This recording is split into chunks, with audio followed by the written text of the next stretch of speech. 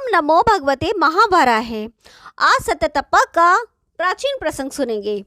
भगवान वरा कहते हैं, पृथ्वी अब वह व्यास साधुओं के मार्ग का अवलंबन बनकर मन ही मन गुरु का ध्यान करते हुए निराहार रहकर तपस्या करने लगा। भिक्षा लेने का समय आने पर वह वृक्ष से गिरे सूखे पत्ते खा लिया करता था। एक दिन की बात है, उसे भूख लगी तो किसी वृक्ष के नीचे गया।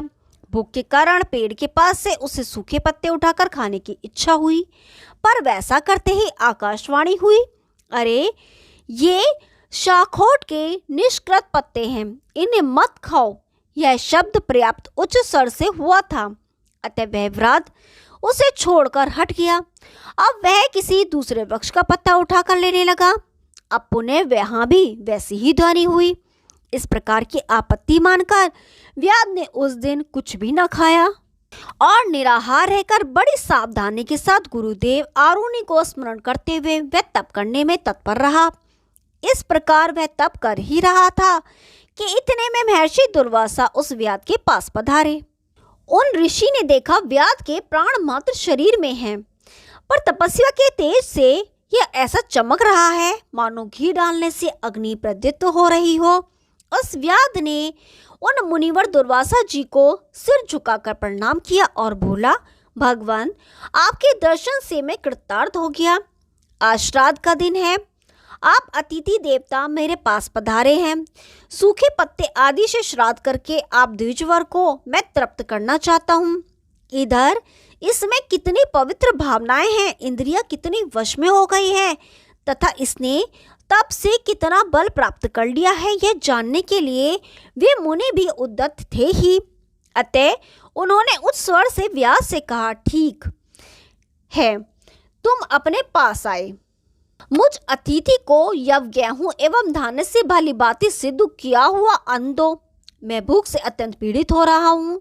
दुर्वासी जी के ऐसे कहने पर व्याध बड़ी चिंता में पड़ गया। वह सोचने लगा, यह सब सामग्री कहाँ से मिलेगी। वह इस प्रकार सोच ही रहा था, इतने में एक सोने का पवित्र पात्र आकाश से गिरा।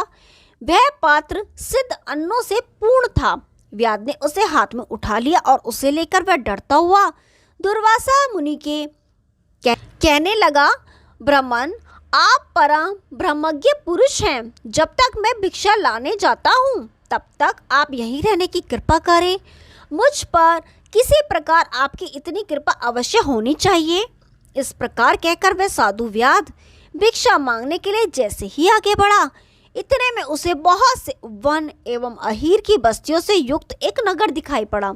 वहां पहुंचने पर वृक्षों में से दूसरे अनेक पुरुष स्वर्ण पात्र लिए निकल पड़े और विविध दिव्यानों से उसकी थाली को भर दिया। व्याध उसे लेकर अपने को कृतार्थ मानता हुआ अपने स्थान पर लौट आया। वहां आकर उसने जाप को में श्रेष्ठ महर्षि दुर्वासा को बैठे देखा। मुनि को देखकर उसने प्रसन्नता पूर्वक भिक्षा को एक पवित्र स्थान पर रख दिया और उन्हें प्रणाम कर कहा, ब्राह्मण यदि आपकी मुझ पर दया है तो कृपा करें, ये आसन ले और पैर धोकर पवित्र आसन पर बैठ जाएं। व्याध के ऐसा कहने पर उसके पवित्र तपोबल की परीक्षा करने के विचार से महर्षि ने कहा, व्याध मैं नदी जाने में असमर्थ हूँ, मेरे पास जल पात्र भी नहीं है, फिर मेरा पैर कैसे धुल सकता है। मुनि के ऐसा कहने पर व्याध सोचने लगा कि अब क्या करूं, मुनि जी का मेरे यहाँ भोजन कैसे हो सकेगा। फिर उस चतुर व्याध ने मन ही मन अपने गुरु आरुणि का स्मरण किया। साथ ही उस सुंदर बुद्धि वाले व्याध ने उस देवी का नदी की भी स्तुति पूर्वक शरण ली। व्याध बोला, नदियों में श्रेष्ठ देवी के मैं व्याध हूँ। मैंने सदा पाप ही पाप किए हैं, ब्राह्मण हत्या जैसा महापाप भी कर चुका हूँ। देवी फिर भी मैं आपको स्मरण कर आपकी शरण आया हूँ, आप मेरी रक्षा करें। देवता मंत्र और पूजन का विधान यह सब कुछ मैं नहीं जानता। देवी आप नदियों में प्रधान हैं, केवल गुरु के उत्तम चरणों का ध्यान करने से मेरा सदा कल्याण होता आया है। अब आप मुझे पर पापी पर कृपा करें। आप दुर्वासा ऋषि अपना पैर धो सकें, इस निमित्त से उनके सन्निकट पधारने की कृपा कीजिए। इस प्रकार व्याध के प्रार्थना करने पर पाप नाशनी देविका नदी वहीं पहुंच गई जहां उत्तम व्रत का पालन करने वाले दुर्वासा मुनि विराजमान थे। यह देखकर मुनि को बड़ा आश्चर्य हुआ। वे विस्मय विमुग्ध रह गए। साथ ही उन विद्वान मुनिवर दुर्वासा के मन में बड़ी प्रसन्नता हुई। उन्होंने हाथ पैर धोकर उसके श्रद्धा पूर्वक दिए हुए अन्न को खाया तथा आचमन किया। उस समय व्याध के शरीर में केवल हड्डी ही शेष रह गई थी। भूख के कारण वह अत्यंत दुर्बल हो गया था। दुर्वासा ऋषि ने उससे कहा, अंगों सहित वेद तथा रहस्य के साथ पद एवं क्रम, ब्रह्म विद्या और पुराण सभी तुम्हें प्रत्यक्ष हो जाएं। इस प्रकार का वर देकर दुर्वासा जी ने उसका नवीन नामकरण किया। उन्होंने कहा, तुम अब ऋषियों में अग्रगण्य सत्यतपा नामक ऋषि होगे। मुनिवर दुर्वासा जी ने जब इस प्रकार व्याध को वर दिया तो उसने मुनि से कहा, ब्राह्मण, मैं व्याध होकर वेदों का अध्ययन कैसे कर सकूंगा? ऋषि बोले, साधु व्याध, निराहार रहकर तपस्या करने से अब तुम्हारे पहले के शरीर के संस्कार समाप्त हो गए हैं। तुम्हारा यह तपोमय शरीर उससे सर्वथा भिन्न है, इसमें कोई संशय नहीं। पूर्वकालीन अज्ञान भी शेष नहीं रह गया है। इस समय तुम्हारे अंतःकरण में शुद्ध रूप अविनाशी परमात्मा निवास कर रहे हैं। अतः तुम परम पवित्र शरीर वाले बन गए हो। यह मैं तुमसे बिल्कुल सच्ची बात बता रहा हूँ। मुने, इस कारण तुम्हें वेद और शास्त्र भली भांति प्रभासित याद होंगे। ओम नमो भगवते महावराहे। अब मत्स्य द्वादशी व्रत का विधान तथा फल कथन कहते हैं। सत्यतपा ने कहा, भगवान, आप ब्रह्म ज्ञानियों के शिरोमणि हैं। आपने जो 2 शरीरों की बात कही है, यह शरीर भेद कैसे है? आप यह मुझे बतलाने की कृपा कीजिए। दुर्वासा जी बोले, 2 ही नहीं किंतु शरीर के 3 भेद हैं। ऐसा कहना चाहिए। प्राणियों को ये शरीर इसलिए मिलते हैं कि उनको पाकर वह पूर्वकृत भोग भोगे। तुम्हारी पूर्व की अवस्था भले ही पापपूर्ण थी, क्योंकि उस समय तुम में ज्ञान का नितांत अभाव था, पर वही तुम अब उत्तम व्रत का पालन करने के कारण दूसरी अवस्था में आ गए हो, ऐसा समझना चाहिए। ब्रह्मवेत्ता विद्वानों ने बताया है कि एक तीसरा भी शरीर है जिसे इंद्रियां अपना विषय नहीं बना सकती तथा जो धर्म और अधर्म को भोगने के लिए मिलता है। इस प्रकार इसके 3 भेद हैं। धर्म एवं अधर्म के भोग तथा सांसारिक पदार्थों के भोग का साधन होने से भी शरीर के 3 भेद सिद्ध होते हैं। पूर्व समय में तुम्हारे द्वारा जो प्राणियों का वध हुआ करता था, उससे वैसे तुम्हारे संस्कार भी बन गए थे, इसीलिए तुम्हें पापमय शरीर वाला कहा जाता था। लोग तुमको पापी कहते थे, किंतु आप निरंतर तप और दया करने के कारण तुम्हारी प्रवृत्ति परम पवित्र बन गई है। इस समय तुम्हें यह धर्म में दूसरा शरीर सुलभ हो गया है। इस शरीर से वेदों और पुराणों की जानकारी प्राप्त करने के तुम पूर्ण अधिकारी हो, इसमें कोई संशय नहीं। जैसे जब तक बालक की अवस्था 8 वर्ष तक की रहती है, तब तक उसकी मानसिक वृत्ति में कुछ और ही भाव भरे रहते हैं। वही जब 8 वर्ष की सीमा पार कर जाता है तो उसकी चेष्टा दूसरी ही बन जाती है। अतः ब्रह्म का विवेचन करने वाले महापुरुषों ने बताया है कि इसी प्रकार एक ही शरीर अवस्थाओं के भेद से 3 भेद वाला कहा गया है। भेद केवल नाम से हैं, जैसे मिट्टी और घड़ा। इन वर्णों के क्रम से कर्मकांड के भी 4 वेद बतलाए गए हैं। सत्यतपा ने कहा, मुनिवर जी, आपने जिन परब्रह्म परमात्मा की बात कही है, उनके रूप को तो महात्मा एवं योगी पुरुष भी जानने में असमर्थ है, क्योंकि उन प्रभु के नाम, गोत्र और आकार का अभाव है। जब उन परब्रह्म परमात्मा की कोई संज्ञा ही नहीं है, तो वे जाने भी कैसे जा सकते हैं? गुरु, आप उनकी कोई ऐसी संज्ञा बताने की कृपा कीजिए जिससे मैं उन्हें जान सकूं। जिनका नाम वेदों एवं शास्त्रों में पढ़ा जाता है, क्या वे ही तो ये परब्रह्म परमात्मा नहीं है? उन्हें तो वेदों में पुरुष, पुंडरीकाक्ष तथा स्वयं भगवान नारायण एवं श्री हरि कहा गया है। मुनिवर, उन्हें पाने के साधन अनेक प्रकार के यज्ञ तथा उचित प्रचुर दान हैं। वे भगवान इन उपयुक्त साधनों तथा श्रद्धा भक्ति एवं तप द्वारा प्राप्त होते हैं, अथवा भगवान प्रचुर संपत्ति से तथा बहुत से अन्य श्रेष्ठ सत्य कर्मों के प्रभाव से वेद के पारगामी विद्वान तथा पुण्य आत्मा पुरुष उन्हें पा सकते हैं, पर मैं एक निर्धन व्यक्ति उन्हें पा सकूं?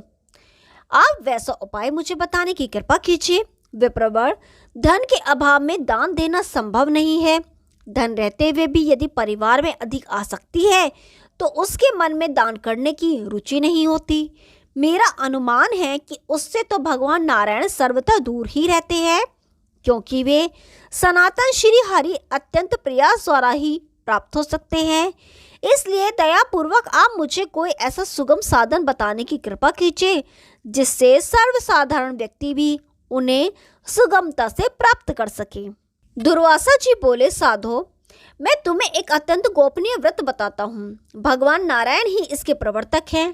पूर्व समय में जब पृथ्वी पाताल में डूबी या धसी जा रही थी तो उसने इस व्रत को किया था। उस समय जल के बहुत बढ़ जाने से पृथ्वी का पार्थिव अंश प्राय जल द्वारा नष्ट कर दिया गया था। इस प्रकार जब सर्वत्र जल ही जल रह गया तो पृथ्वी रसातल में चली गई। वहां जाकर प्राणी वर्ग को धारण करने वाले पृथ्वी देवी ने, जो सर्वव्यापी परम प्रभु भगवान नारायण हैं, उनकी व्रत तथा उपवास द्वारा आराधना की थी। उसने अनेक प्रकार के नियमों का पालन करते हुए ये व्रत किया था। बहुत समय तक व्रत करने पर जिनकी ध्वजा पर गरुड़ का चित्र अंकित है, वे भगवान श्री हरि उस पर प्रसन्न हो गए। तब उन सनातन प्रभु की कृपा के फलस्वरूप यह पृथ्वी पाताल से ऊपर लाई गई और समतल रूप में सुशोभित हुई। सत्यतपा ने पूछा, मुनिवर, पृथ्वी ने जो व्रत उपवास किए थे वे कौन से व्रत तथा कितने नियम थे, यह मुझे बताने की कृपा कीजिए। दुर्वासा जी कहते हैं, जब मार्गशीर्ष माह की दशमी तिथि आ जाए तब बुद्धिमान पुरुष नियम पूर्वक रहकर भगवान श्री हरि की पूजा करे। उस समय विधि पूर्वक हवन कार्य भी संपन्न करना चाहिए तथा पवित्र वस्त्र धारण करना चाहिए। प्रसन्न मन से रहकर व्रती पुरुष भली भांति सिद्ध किया हुआ यव आदि हविष्यान भोजन करे। फिर कम से कम 5 पग दूर जाकर अपने पैर धोए। पुनः प्रातःकाल उठकर शौच के बाद 8 अंगुल की लंबी दातुन से मुख को शुद्ध करना चाहिए। दंत धावन काष्ठ किसी दूध वाले वृक्ष का होना आवश्यक है। इसके बाद विधि पूर्वक आचमन करना चाहिए। शरीर के 9 द्वार हैं, उन सभी द्वारों को स्पर्श कर फिर भगवान जनार्दन का ध्यान करें। ध्यान का प्रकार यह है, भगवान श्री हरि सर्वत्र विराजमान हैं। उनकी भुजाओं में शंख, चक्र, गदा एवं पद्म सुशोभित हो रहे हैं। वे पीतांबर धारण किए हैं तथा उनके मुंह पर मंद मुस्कान विराजित है। वे सभी शुभ लक्षणों से सुशोभित हैं। इस प्रकार उनका ध्यान कर पुण्य भगवान जनार्दन को स्मरण करते हुए हाथ में जल लें और उन प्रभु के लिए एक अंजलि अर्घ दें।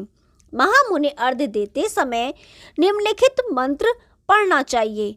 कमल के समान नेत्र से शोभा पाने वाले भगवान अच्युत, आज एकादशी तिथि है, अतः मैं निराहार रहकर दूसरे दिन भोजन करूंगा। आप ही मेरे शरण हैं।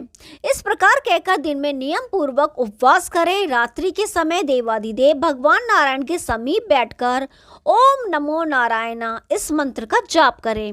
प्राय 1 सहस्त्र जप कर व्रती को सो जाना चाहिए। फिर प्रातःकाल होने पर व्रती पुरुष समुद्र तक जाने वाली नदी अथवा दूसरी भी किसी नदी या तालाब पर जाकर अथवा घर पर संयम पूर्वक रहकर हाथ में पवित्र मिट्टी लेकर यह मंत्र पढ़े।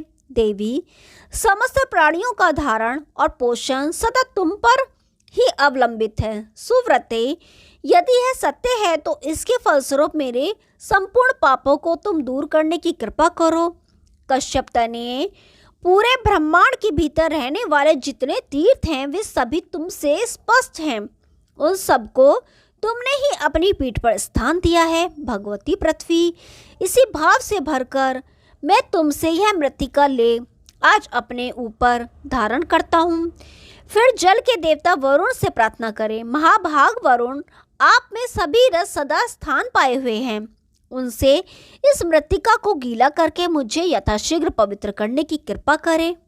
बुद्धिमान पुरुष इस प्रकार का विधान संपन्न कर मिट्टी और जल हाथ में ले अपने सिर पर आलेपन करें, साथ ही शेष बची हुई मृत्तिका को 3 बार समस्त अंगों में लगाएं। फिर उपयुक्त वारुण मंत्र पढ़कर विधि पूर्वक स्नान करें। स्नान करने के पश्चात संध्या तर्पण आदि नित्य नियम संपन्न कर देवालय में जाएं, जहां लक्ष्मी सहित भगवान नारायण की षोडशोपचार की विधि से सर्वांग पूजा करें। पूजा का प्रकार यह है: भगवान केशव को नमस्कार ऐसा कहकर भगवान के दोनों चरणों की पूजा करें और दामोदर को नमस्कार यह कहकर उनके कटिभाग की पूजा करें। भगवान नरसिंह को नमस्कार ऐसा कहकर उनके दोनों उरुओं की तथा श्रीवत्स का चिन्ह धारण करने वाले प्रभु को नमस्कार यह कहकर उनके वक्षस्थल की पूजा करनी चाहिए। कौस्तुभ मणिधारी भगवान को नमस्कार कहकर उनकी कमर की पूजा करें तथा लक्ष्मीपति को नमस्कार कहकर उनके हृदय देश की पूजा करें। तीनों लोकों पर विजय पाने वाले प्रभु को नमस्कार कहकर उनकी दोनों भुजाओं तथा सर्वात्मा श्री हरि को नमस्कार कहकर उनके सिर का पूजन करें। रथ का चक्र धारण करने वाले भगवान को नमस्कार कहकर चक्र की पूजा करें तथा कल्याणकारी प्रभु को प्रणाम कहकर शंख की पूजा करें। गंभीर स्वरूप श्री हरि को नमस्कार कहकर उनकी गदा का तथा शांति स्वरूप भगवान को प्रणाम है यह कहकर पद्म की पूजा करनी चाहिए। भगवान नारायण संपूर्ण देवताओं के स्वामी हैं। उक्त प्रकार से उनकी अर्चना करने के उपरांत ज्ञानी पुरुष फिर उनके सामने जलपूर्ण 4 कलश स्थापित करे। उन कलशों को मालाओं से अलंकृत कर उन पर तिल से भरे पात्र रखे। इन 4 कलशों में 4 समुद्र मानकर उनके मध्य भाग में एक मंगलमय पीठ तथा चौकी स्थापित करनी चाहिए, जिसके मध्य में वस्त्र बिछा हो। फिर एक सोने, चांदी, तांबा अथवा लकड़ी के पात्र में या कुछ न मिल सके तो पलाश के पत्ते में ही जल रखकर उस पर सभी अवयवों से अंकित तथा आभूषणों से अलंकृत भगवान जनार्दन की मत्स्याकार सुवर्ण प्रतिमा स्थापित करनी चाहिए। फिर उस भगवत प्रतिमा की अनेक प्रकार के गंध, पुष्प, धूप, दीप, वस्त्र एवं नैवेद्य आदि के द्वारा विधि पूर्वक षोडशोपचार से पूजा करनी चाहिए। पूजा के उपरांत यह प्रार्थना करनी चाहिए: भगवान जिस प्रकार पाताल में प्रविष्ट हुए द्विविदों का आपने उद्धार किया था केशव, आप वैसे ही मेरा भी उद्धार करने की कृपा कीजिए। इस प्रकार पूजा संपन्न हो जाने के पश्चात प्रार्थना करके रात में भगवत प्रतिमा के सामने जागरण करना चाहिए। पुनः प्रातःकाल होने पर उपयुक्त स्थापित किए हुए 4 कलशों को 4 ब्राह्मणों को अर्पण कर दें। पूर्व का कलश ऋग्वेद के ज्ञाता ब्राह्मण को दे, दक्षिण का कलश सामवेदी ब्राह्मण को देना चाहिए, यजुर्वेद के ज्ञाता ब्राह्मण को पश्चिम का कलश देना चाहिए। उत्तर का कलश अपनी इच्छा के अनुसार जिस किसी ब्राह्मण को दे सकते हैं, ऐसी विधि है। कलश वितरण करने के पश्चात इस प्रकार प्रार्थना करें: पूर्व की ओर से मेरी ऋग्वेद, दक्षिण की ओर से सामवेद, पश्चिम की ओर से यजुर्वेद तथा उत्तर की ओर से अथर्ववेद रक्षा करें। व्रत के अंत में भगवान मत्स्य की स्वर्ण निर्मित प्रतिमा आचार्य को समर्पण करने की विधि है। जो पुरुष इस विधि के अनुसार वस्त्र, गंध, पुष्प, धूप आदि उपचारों से भगवान की भली भांति पूजा करता है, जिसके मुख से भगवान नाम रूपी मंत्र उच्चारित होते रहते हैं, जिसे उन मंत्रों का गुणानुपूर्वी अभिप्राय भी अवगत होता रहता है तथा जिसने दान का विधान भी संपन्न कर दिया है, उसे करोड़ गुना अधिक फल मिलता है।